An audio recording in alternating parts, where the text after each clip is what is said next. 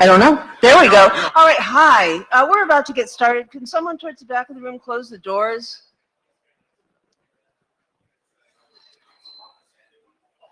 That's the plan. Have blue sheets been started? Yes. Yes. Yes, all right. they have now. Okay. I passed them out. Good.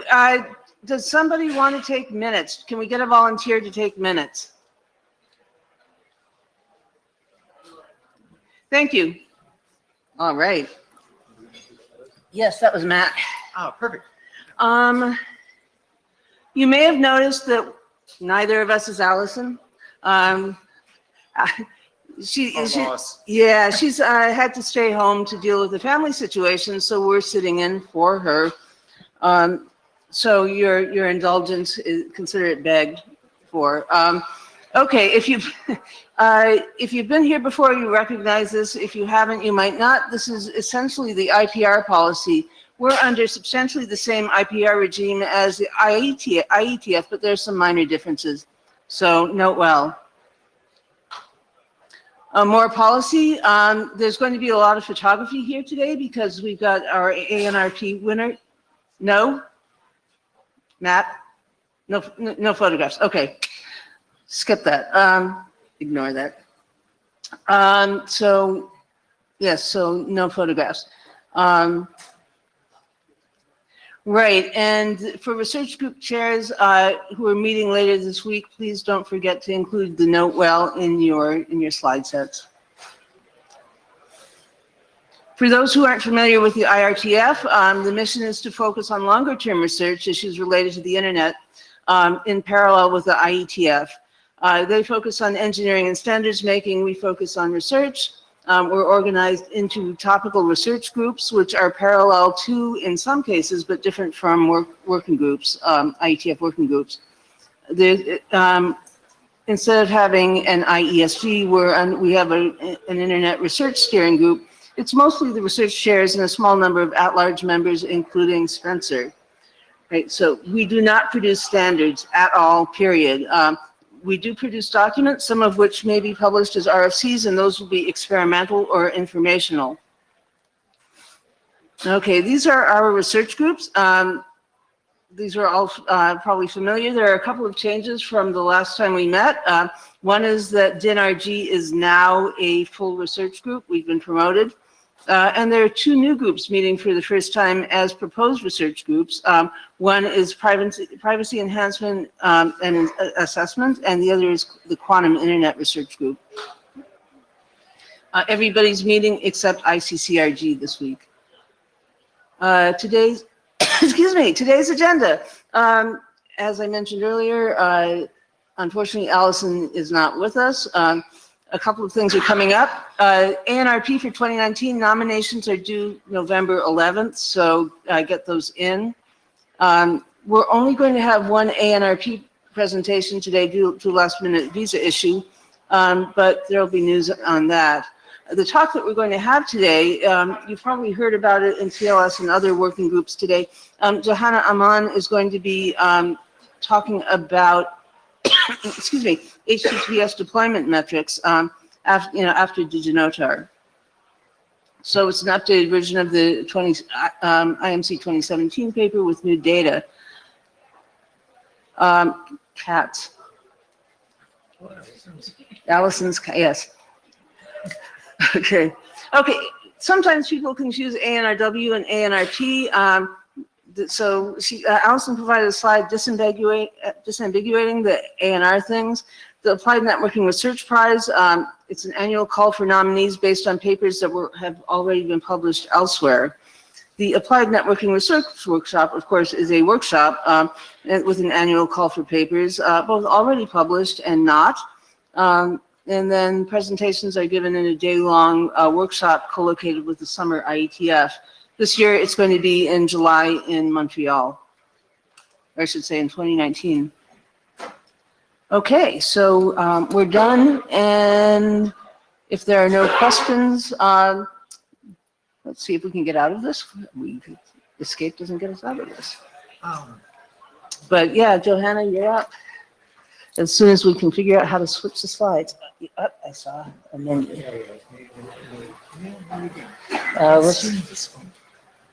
Oh, okay. Thank you. Yeah. Yeah. Okay. I can. This one, yeah. Yeah, no, we can move this. Yeah. All right. And then here's the. Hi. Okay. Is this on? Yes.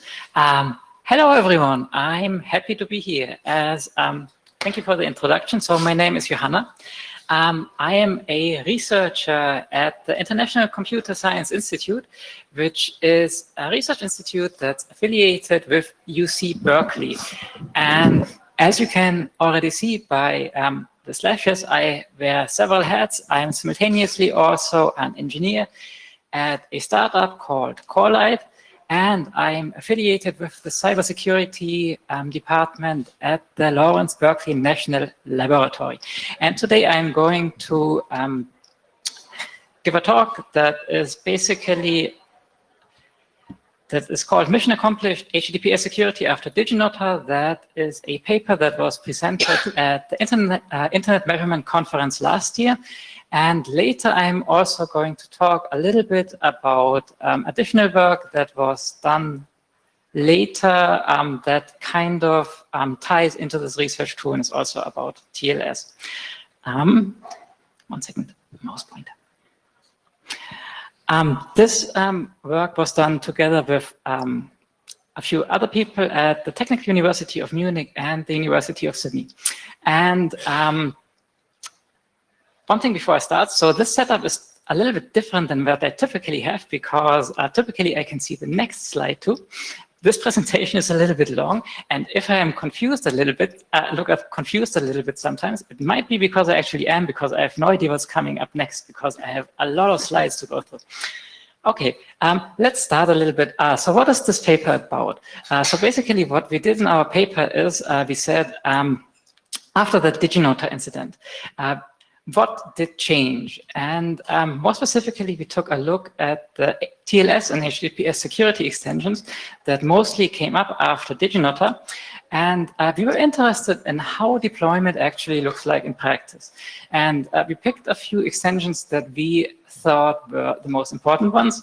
More specifically, we looked at certificate transparency, HTTP strict transport security, HTTP public key pinning, the TLS fallback signaling cipher suite value, certificate authority authorization, and day in TLS-A.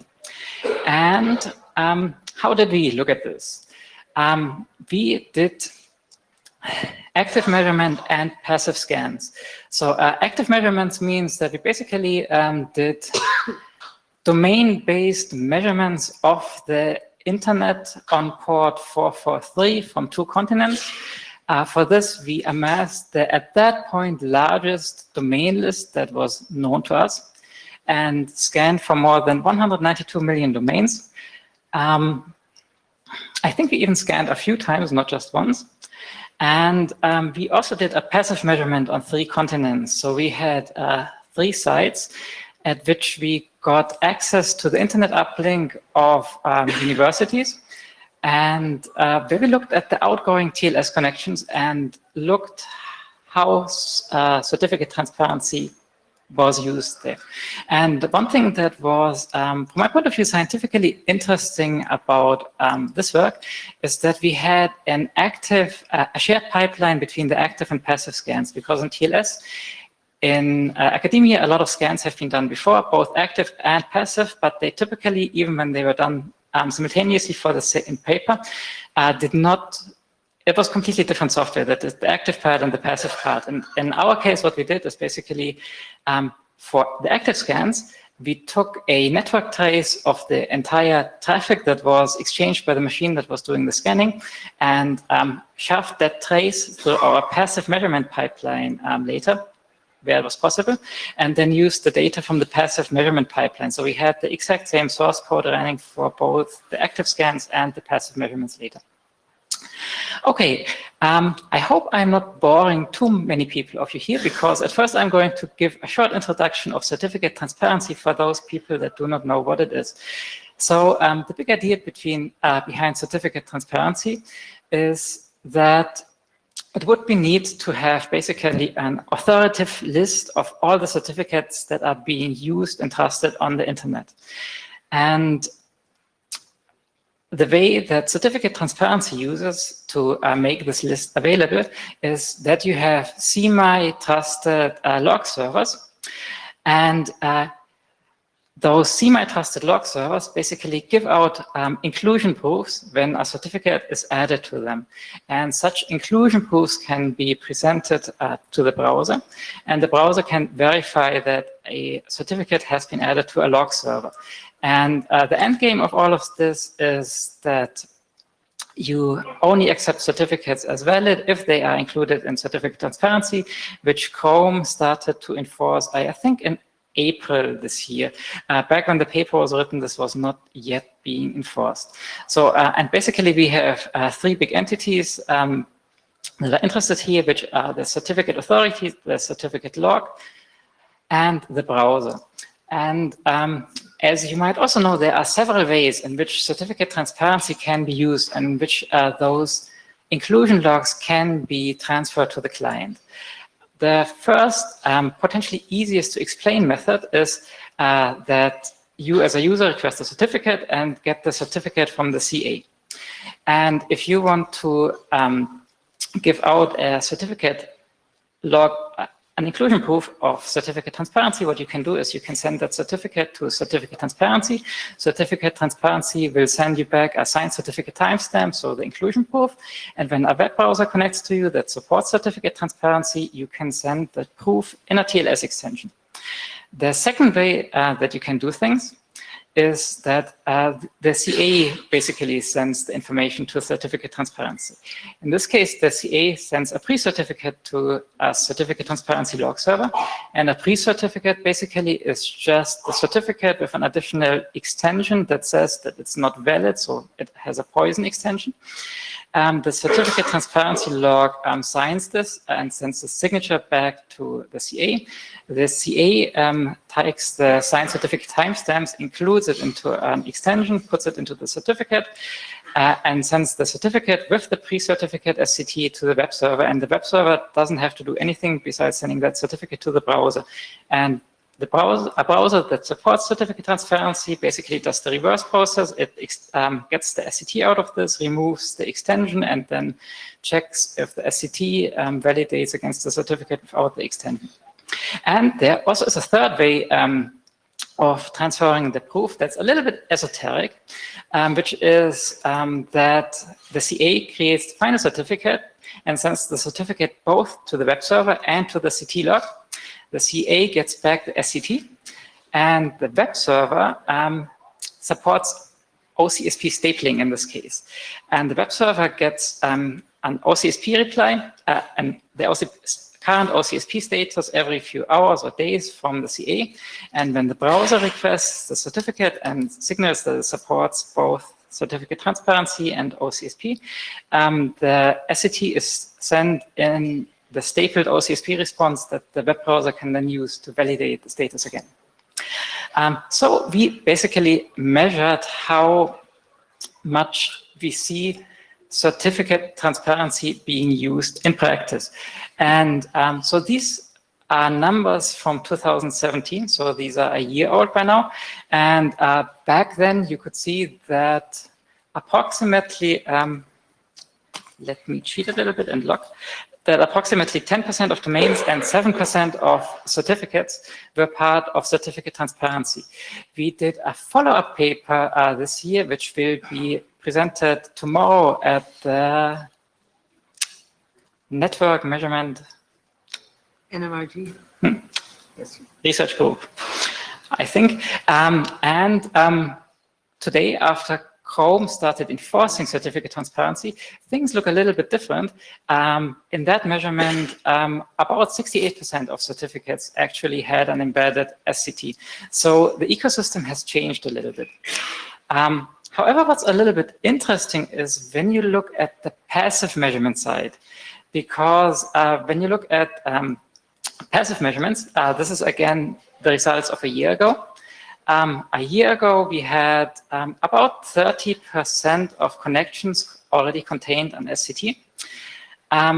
What you can see here is that most of these contain the SCT in the certificate, though there is also a significant amount of cases where the SCT was sent via the TLS extension. OCSP is a little bit rare, as I already said. What's interesting is who chooses to send the SCT in a TLS extension. At least last year, this was mostly Google, and I think there might have been another big site that does that. We assume that Google chooses to do this because if you send the signed certificate timestamp as a TLS extension, you can basically choose if you send it or if you don't send it. So if you have a mobile client connecting to your site and the mobile client does not send the I support signed SCT extension in the connection, you can just skip sending the few 100 bytes of data, and they are not contained in the certificate either, which might make your handshake a little bit faster. On the other hand, if your client supports it, you can tag it on into the handshake and just send the data, and you don't really lose anything. We redid this measurement too a few months ago, and what's kind of interesting is that this actually hasn't changed all that much. It's about 32% of connections now that contain an SCT, but it's still not massively more. We expect this to change rather quickly because our measurement was done basically when the Chrome changes started to go into effect, but they don't go into effect for all certificates, only for new ones. So the certificates have to first time out for us to see big changes. In any case, how does this look like in practice? So if you are using Google Chrome and go into a development mode, you can see the certificate transparency proofs that are transferred here on the right. So in this case, we have a certificate that has a bunch of valid proofs, both in the certificate and sent via the TLS extension. This is another case that we found for our paper in which two SCTs were sent in the TLS extension, and both of them were invalid. And while we did our measurement, again in 2017, we found 105 certificates for which this exact case happened, that we got an invalid proof sent via the TLS extension, and 91 of them were issued by Let's Encrypt. And while we don't exactly know why this happens, we have a suspicion, and our suspicion is that back then Let's Encrypt wasn't quite that widely used as today. And we assume that this is early adopters that are actually interested in security. Back then, Let's Encrypt did not automatically submit the certificates to certificate transparency. Those people wanted to try certificate transparency. So what you do is that you set it up yourself. You send your certificate to a certificate transparency log server, get back the signature, put that into your web server configuration so that it sends the SCT back to the browser. And then after 3 months, you have to change out your certificate.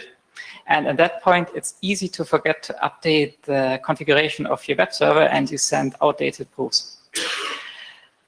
We also found one certificate back then that embedded an invalid signature in the certificate by bypass.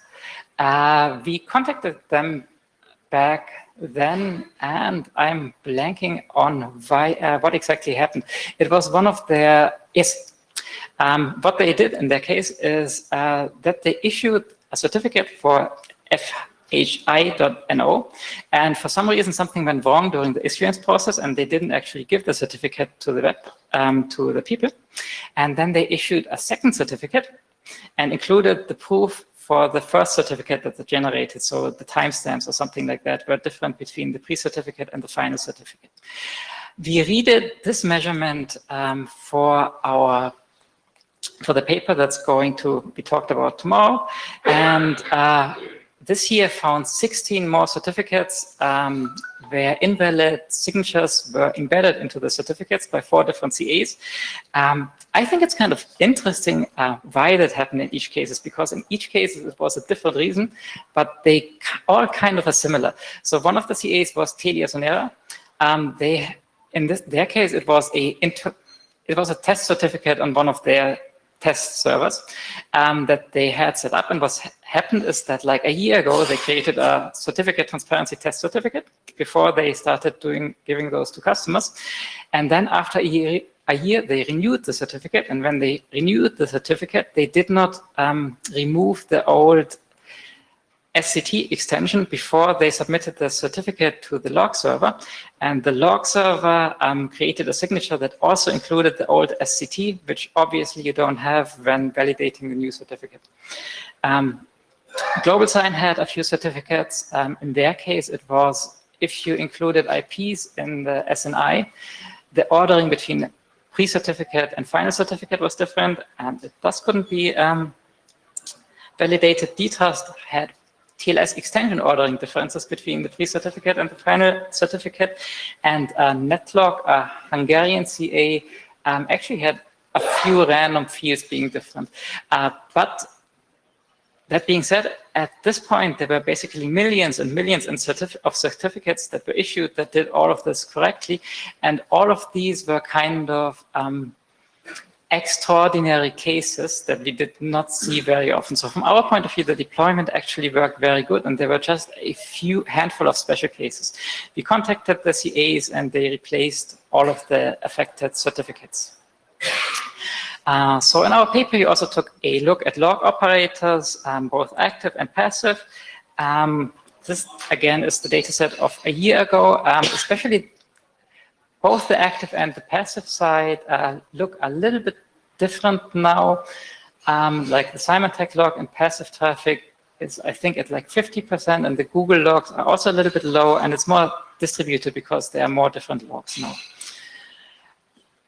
One thing that we also found last year that was kind of interesting was this kind of certificate that was back then issued to transponder.amazon.com. I don't think that exists anymore.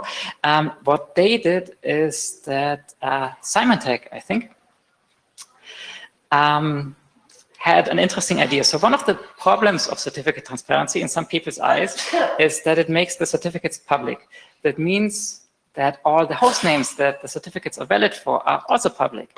And there are apparently a few people that back then wanted to hide those host names from public, and Symantec came up with a way of basically putting, instead of putting the full host name into the pre-certificate, they put, I think, a question mark into the pre-certificate and put out a document that basically said that you should expand that and just accept any domain. which I don't think any browser recognized. And we found a actual number of those certificates during our scans. And if you tried accessing them back then in Chrome, you got this nice certificate transparency required error message, because Chrome already enforced certificate transparency for Symantec back then. We also found another really interesting thing. So this is one certificate that we counted during our passive measurement on the wire. And what you can see down here is when you pass this certificate with OpenSSL, it says CT pre-certificate SCT, and then it says random string goes here. So the first thing that I thought when I read this is, okay, great, someone didn't implement this in OpenSSL. So let's look at the actual data. And the actual data is all the extensions are encoded as an octet string. And if you decode that octet string manually, you see that actually the certificate really contains an UTF-8 string that just states random string goes here. So for comparison, this is how it is supposed to look like. The interesting question is why?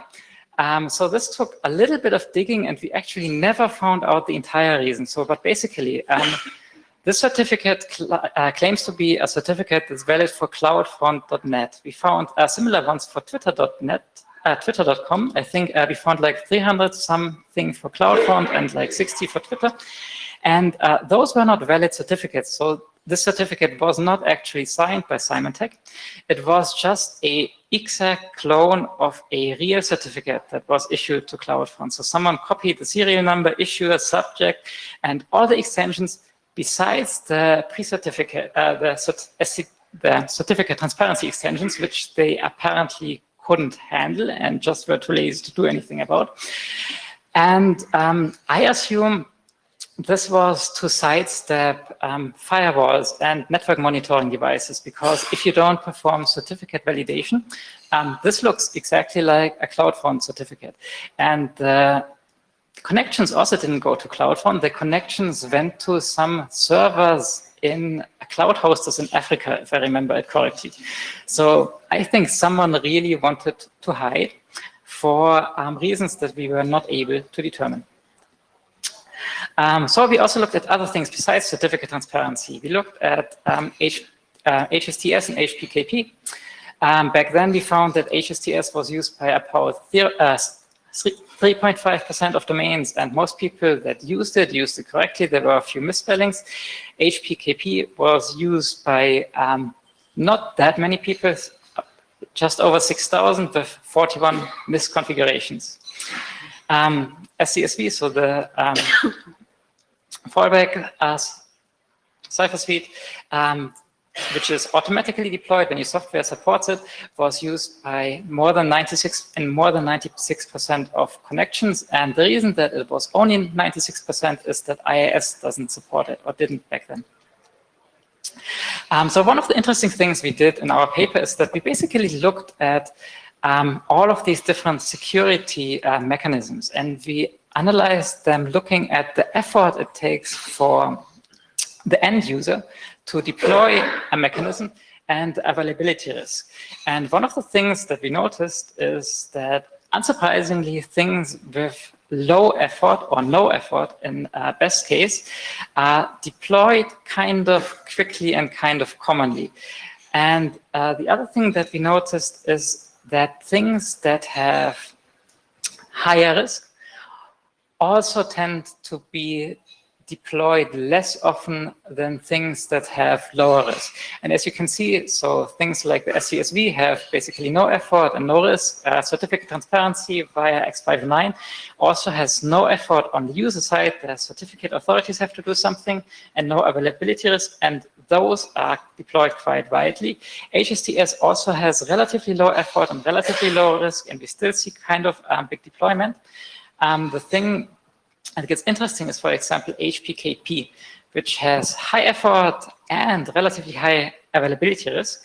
And relatively shortly after our paper was published, actually Chrome announced, or Chrome announced that they intend to deprecate and remove public key pinning support, which I think they're going to switch off in Chrome 72, which at the moment is in the Canary build and will be released in a few months.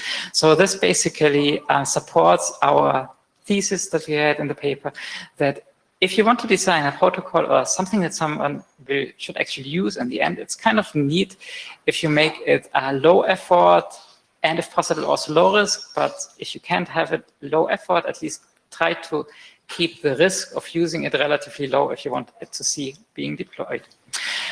We also had a bunch of community contributions in our paper. So one of the fun things that we did is, as I mentioned at the beginning, we had a shared pipeline between active scans and passive scans, and we actually put the PCAPs online. So if you're interested in a PCAP of a scan of 193 million domains, you can go to the URL that is on this slide and download it. It's a little bit big. We also published the active scan results, we published the database dumps of certificate transparency that we use, and we published the analysis scripts that we used for the paper, and also the software that was used to do this. Okay, and now I'm going to talk a little bit about follow-up work that was done later. So this is a new paper that was published at the Internet Measurement Conference 2018, so just a few days ago.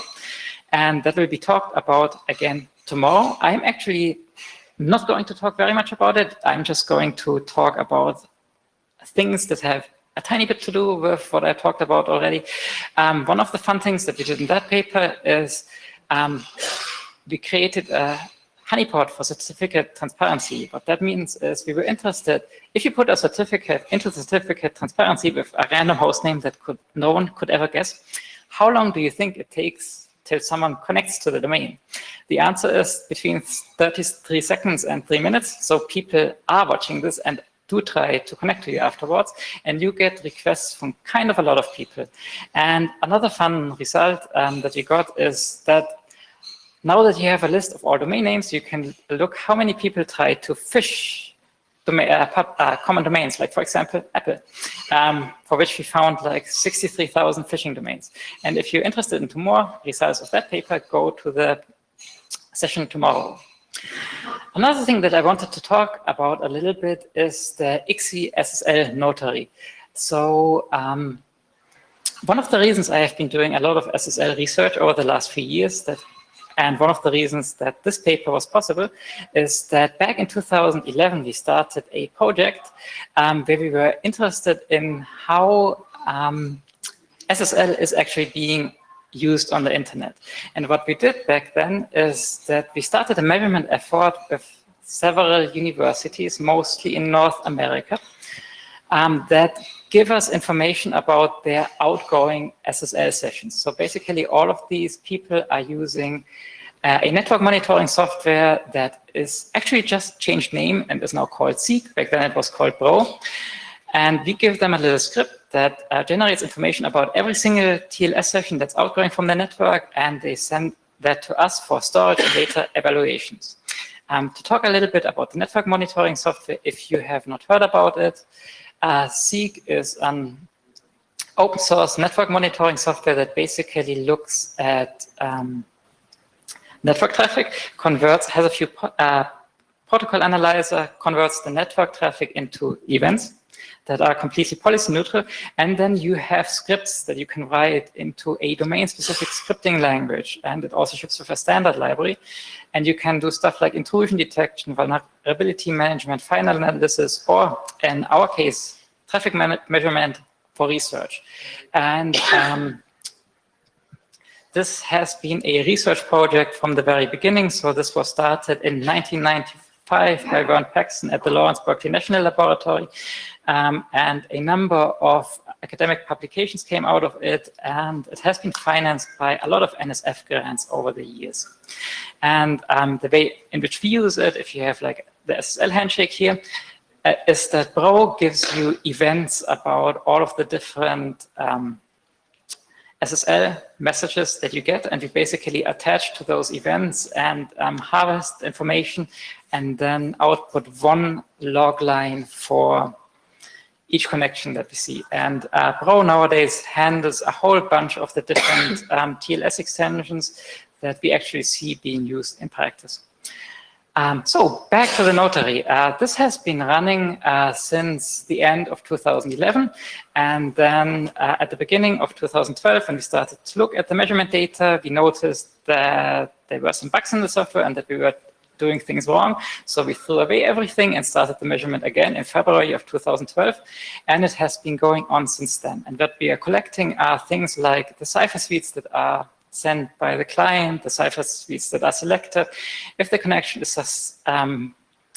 successfully established, the extensions that both server and client support, and the exact content of some of the extensions and the certificates if you're speaking TLS smaller 1.3 and so on. So we collect basically a whole bit of bunch of information that we think is interesting.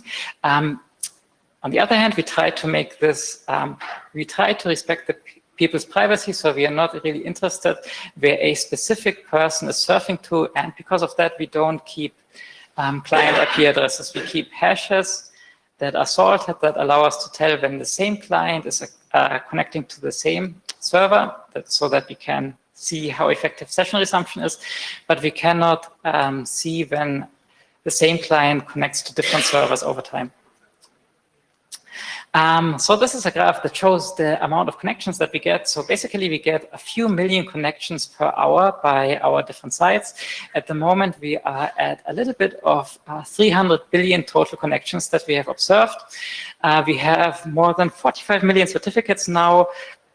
Those jumps that you see in the graph mostly are people at one of our contributing institutions that do an active scan of the internet, which then also shows up in our data. And also in the last few months, the amount of new certificates that we see generally seems to have increased. So now that I've told you about the notary, let me tell you a little bit more about another research project that was also presented at IMC this year that basically uses this data set and takes a look at how TLS changed over the last 5 years. And I'm not really going to go into too much depth about this, but if you're interested, then look at the paper. And this was done together with people at India, Stony Brook University, and the Royal Holloway University of London. And what we did for this paper is basically, the big idea was that there have been a lot of SSL attacks since 2011, and we were interested, did the publication of these attacks actually cause changes in the ecosystem? So after an attack became public or was published in academia, did internet traffic actually change in any significant way? And one of the fun things that we looked at is how do the negotiated SSL versions change over time? And this graph just plots the TLS versions that we see finally being negotiated from SSL version 2 to TLS version 1.2 over time. And what you might notice here is that when we began our measurement, TLS 1.0 already was the most commonly used TLS version.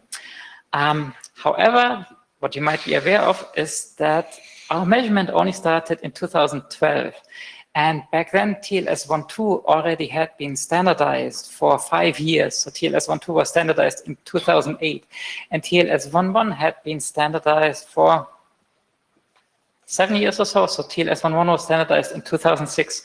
And TLS 1.2 only managed to cross the threshold of being used more than TLS 1.0 in mid-2014, I think, or towards the end of 2014. And while we see a small spike of TLS 1.1, it was never really used all that much, and it was only used for a short period of time. One reason for that is that I think a lot of software, especially OpenSSL, jumped from supporting 1.0 to supporting everything up to 1.2 without the intermediate steps. So there was, I think, no version that supported 1.1 and not 1.2. Another interesting thing that changed a little bit over time is the amount of export, anonymous, and null cipher connections that were advertised over time. So back in 2012, a lot of people were advertising, especially export ciphers. And export ciphers were not really necessary anymore since the mid-90s, if I remember it correctly. And I assume that a lot of people did that because of the defaults of their software and didn't actually really want to advertise export ciphers and clients to be able to choose export ciphers. And this has become better, but as you can see, the progress was kind of very incremental and it took a while. Null ciphers are also kind of interesting, though in our case, for the networks that we are monitoring, there are actual kind of useful uses for null ciphers. One of the reasons why we still see them used a little bit is that they traditionally are used for grid FTP connections, because grid FTP connections are big data transfers of scientific data, where the scientific data is not really private, but you want to authenticate yourself to the other node that you're sending data to, so you use authenticated TLS with a null cipher. Another one that I really, really liked is this one. So this is negotiated static RSA versus forward secret connection types. So Diffie-Hellman and ephemeral Diffie-Hellman and ephemeral EC Diffie-Hellman. And what you kind of can see is that there's this one line in 2013 from which it seems like people stopped using static key RSA that much, or that was a slow but significant decline over time till 2016. And what happened then was that Edward Snowden came out with his revelations. So we are just observing what is happening, and we obviously cannot say that that caused this change, but it's at least kind of peculiar timing. And in the paper, we did a whole bunch more studies where we looked at exactly which ciphers changed how, like, for example, RC4, or how authenticated encryption is used, how much authenticated encryption is used. And if you're interested, read the paper. And I also wanted to give a little bit of information about TLS 1.3 use. So I don't actually have all too much about that, but we basically implemented support for TLS 1.3 relatively early on. And I have a few statistics that are kind of current on how it's being used at the moment. So the first one is connections where we basically see the client supporting it, in this case measured by the client sending the supported versions extension. I have not actually looked into the extension for this measurement. We have that data, but it's a little bit hard to access at the moment because of the way our database is organized. But basically what you can see is that the moment that Chrome pushed out the update that enabled TLS 1.3 for everyone, which was in March, I think, TLS 1.3 for everyone, you get up to 35% of outgoing connections that we see that signal support for it. On the server side, things are a tiny bit different, but we also see something between 4 and 5% of connections that send the extension on the server side, which probably means that they negotiated TLS 1.3 at the end. Okay, and with that, I'm actually kind of at the end. So to give a summary mostly about the paper, we found out that deployment status correlates with configuration effort, with the risk of deploying something, and that if you make something the default, it's commonly deployed most widely. One of the things that I actually forgot to mention earlier is we did all of our measurements from several sites. So we had active scans from 2 sites and passive scans from 3 sites. And in this case, that actually didn't help us much because we basically found out afterwards that there are tiny differences, but nothing significant. And if you want to dig in what exactly is different, you typically come to the point in the end where there's a CDN or something, and for some reason it served up slightly different results for that one domain while you were scanning. And so in our case, doing distributed measurements from several sites made the effort like 3 times as high as it would have been just doing it from one side, and did not really get us any more results besides being able to say, yes, it looks the same from everywhere. And with that, I think I'm open for questions. Hi, my name is Ashutosh Singh. So my question is, did you also have two questions actually? One is this reflective of only North America or across geographies? Do you think there will be a difference? And the second question is, did you also look into the certificate types and the key sizes, whether EC certs are picking up, and if RSA is still more popular than what are the key sizes, if you have some comparisons? So this is mostly North America. We have some people contributing from outside North America, but I'm not at liberty to say from where, because the sites that contribute data to us want to stay private, but nearly all of our data is from North America. So I cannot say how, if it will be significantly different if you get it like in Asia. And to the certificate sizes, we could look that up. I admittedly have not looked in recent memory. Like when I looked a year ago, nearly everything was RSA still. My name is Ulrich Wisser from IIS. You presented 3 ways of basically showing a SCT proof. Yep. Yes. As I understand, they are not mutually exclusive. No, you can do them simultaneously. Have you any data on how many do several ways or all ways? Or? Actually, yes, we have. The problem is that I don't quite remember the numbers, and I will have you look in the papers. So from what I remember, it's kind of unusual that sites do both simultaneously. At least it was in 2017. And if they do it simultaneously, it's typically via the TLS extension and via the certificate. There were like 2 cases in which OCSP was used simultaneously with something else. Wes Herdiger, ISI. Fantastic work. This is great to see. My immediate reaction is, okay, well, how can we translate this into helping deployment? And you've answered some of that as well.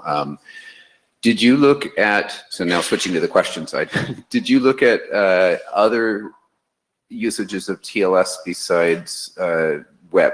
Did you look for certificates in other places? So the answer is yes, we do. So our measurement, so basically how the network monitoring system works is that we attach ourselves to a few ports like 443 that are well known to speak TLS. In addition to that, we basically have a regular expression that we match to the beginning of every connection that should be able to catch all TLS connections. And when that regular expression matches the beginning of a connection, that basically tries like, does this look like a client hello or a, there was something else that you can send at the beginning of a connection if you really want to. Then it just shoves it to the TLS analyzer, and the TLS analyzer tries to parse it and either says, yes, this is TLS, or fails away. And we actually have written papers about TLS on other ports. There was one paper at NESS, I think 2 years ago, where we looked at TLS for communication protocols like email, XMPP, and so on. Back then, deployment was worse there than for HTTPS. Okay. You may want to talk to Victor Duchovny from 2 Sigma, who does a Dane survey for mail in particular, and has a large quantity of, he's trolled large parts of the internet looking for TLS on the email side, and he has a large number of hosts that you may want to query and pull down their certificates for. I can put you in touch with him later if you want. He and I actually jointly publish a website, stats.danosec-tools.org, that actually lists Dane usage and shows the upward graphs of that. And I suspect that you can pull in a lot more data by talking to him. Okay.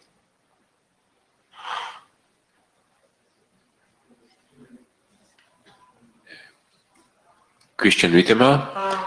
I like these measurements, and I like the idea that you can measure deployment from traffic. Yes. Don't you have a small problem with TLS 1.3? Again, please, I just didn't quite get. A lot of the data that you analyze were sent in clear text in the server flight in TLS 1.2 and below, and they are encrypted in TLS 1.3. Yes. I obviously am personally a little bit sad about that because it makes my work for doing these measurements more difficult.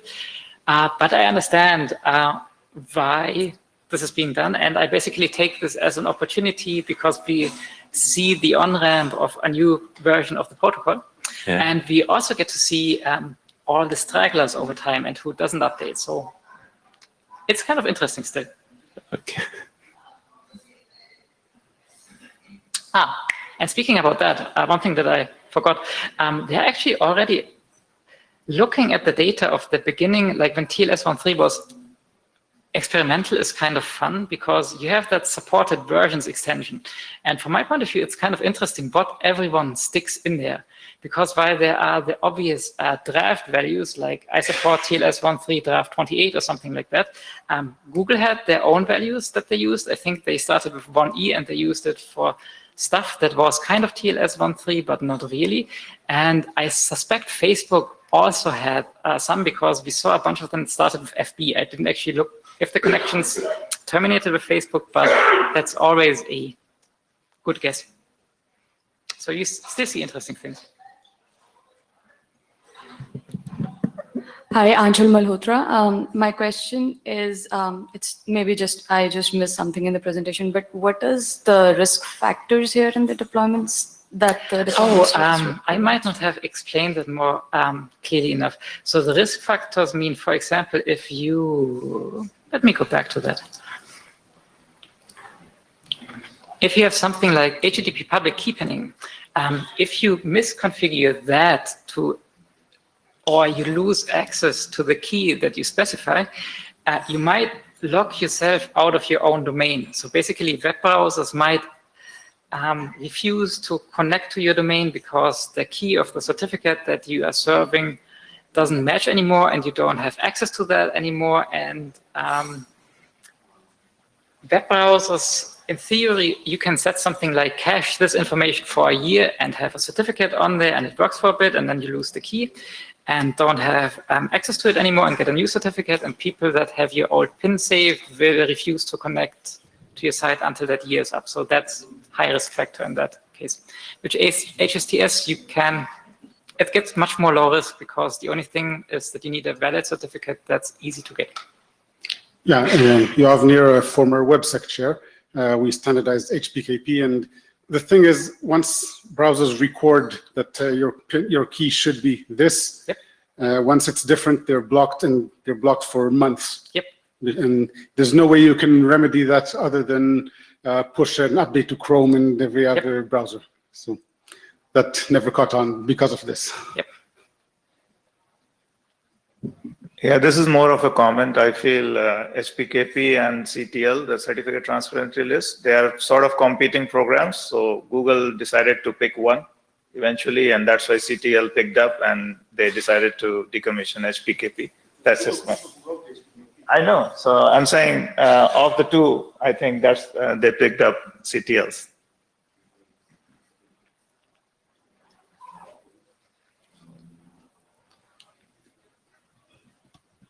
Okay, well, one more question. Matt Ford, I was kind of surprised by your kind of final point that you didn't expect that having more diverse measurement points or vantage points would lead to sort of greater insight or more divergence. I wonder if that tells us something about the way the network is being used. So what's generally kind of interesting is when you compare passive measurements to active measurements, because then you see a huge difference, because active measurements, basically you see everything that exists on the internet more or less. On passive measurements, you see what is being used. And one thing that you might have noticed is that we have like 45 million certificates in our active data set, in our passive data set now.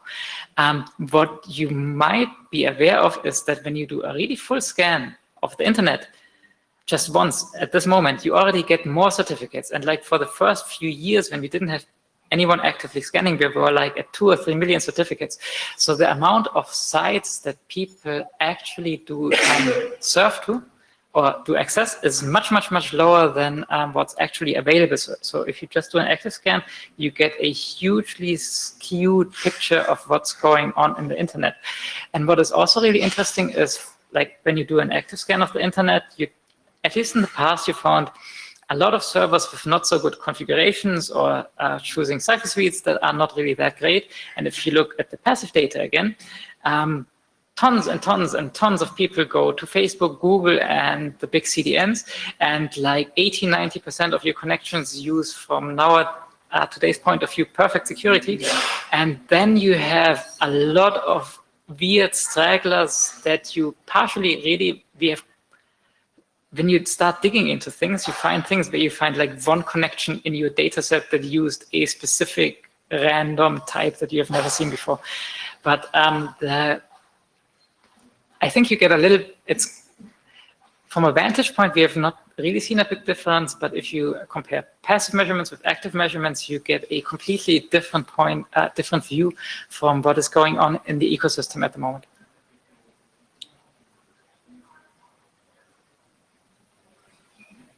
Okay, well, thank you very much.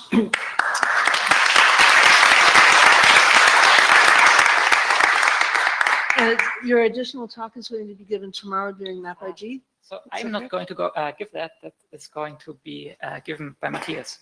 Okay. Okay, thank you. Thank you. All right, blue sheets. We've got, does anybody need them, and does anybody have the other one? Okay, is there any other business? I think it's good. I think we're done.